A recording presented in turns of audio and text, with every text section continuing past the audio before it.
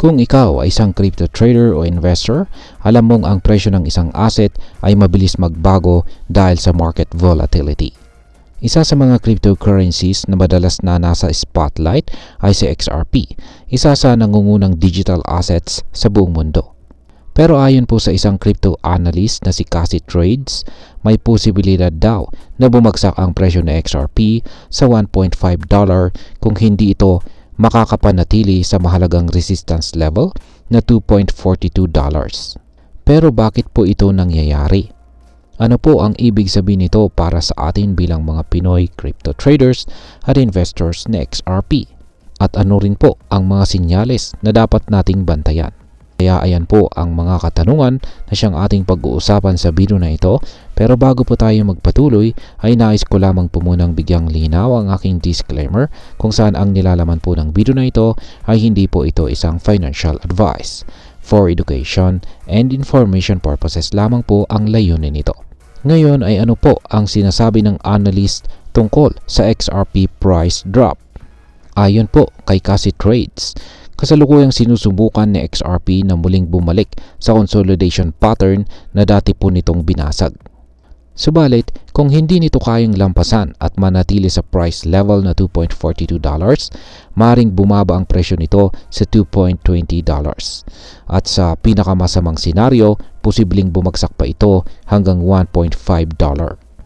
Dagdag pa ni Cassie Trades, ang $2.42 ay isang mahalagang resistance level. Kung magpapatuloy po ang bullish momentum ng XRP, dapat nitong malampasan at manatili sa itaas ng level na ito. Ngunit kung hindi ito magagawa, malaki po ang posibilidad na makakita tayo ng mas mababang presyo sa mga susunod na linggo o buwan. Ngayon ay ano po ang kasalukuyang price action ng XRP? Sa kasalukuyang market trend, nakita po natin ang retracement o bahagyang pagbaba ng XRP matapos po ang malaking paggalaw ng presyo kasunod ng announcement na isasama sa XRP sa Crypto Strategic Reserve ni Pangulong Donald Trump. Gayunpaman, ayon po kay Cassie Trades, hindi pa naman nasisira ang overall market structure ng XRP. Ibig sabihin, may posibilidad pa rin itong makabawi, lalo na kung magpapatuloy ang bullish divergences sa iba't ibang time frames at kung mananatili ang uptrend sa Relative Strength Index or RSI. Sa ngayon, ang susunod na target price ng XRP kung magpapatuloy ang pagtaas ay nasa $2.70 at $3.05. Kapag nalampasan nito ang levels na ito, mas mataas ang posibilidad na pag-usapan ang panibagong all-time high na XRP sa hinaharap. Ngayon ay ano po ang posibleng senaryo kung hindi mapanatili ang $2.42? Kung hindi mananatili sa itaas na $2.42 ang presyo ng XRP, maring bumagsak po ito sa $2.20 na isa ring mahalagang support level. Kung mas maraming sellers ang makakakuha ng control sa market, maaari pang bumagsak ang presyo nito sa $2 o sa pinakamasamang senaryo ay $1.54 hanggang $1.5. Gayunpaman, binanggit din ng analyst na hindi pa rin ito totally bearish sa XRP. Ang market ay naghihintay ng kompirmasyon mula sa mga buyers kung kaya pang itulak pataas ang presyo. Hanggat walang malinaw na invalidation, may posibilidad pa rin ang bullish scenario para kay XRP. Ngayon ay ano naman ang maaring maging epekto nito para sa atin bilang mga Pinoy crypto traders at investors na XRP.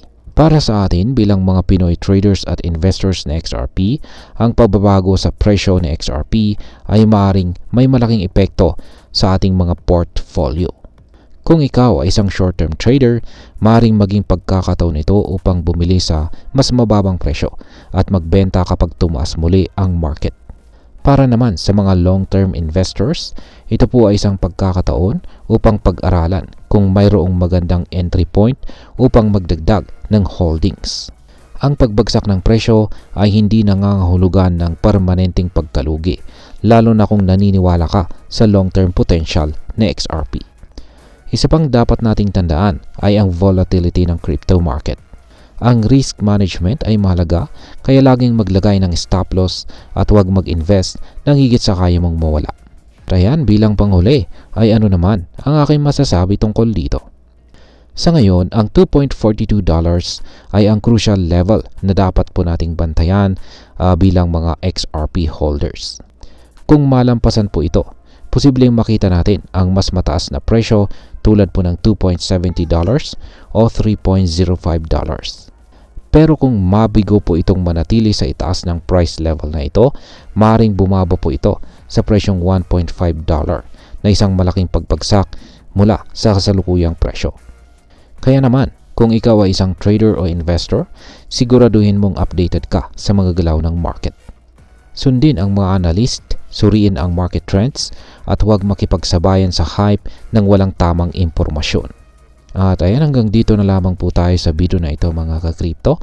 Sana po ay inyong nagustuhan ang aking paliwanag sa video na ito. Kung inyo po itong nagustuhan, pakiclick lamang po ang like button nito. Marami pong salamat sa panonood. Ingat po tayo lagi at God bless po sa ating lahat.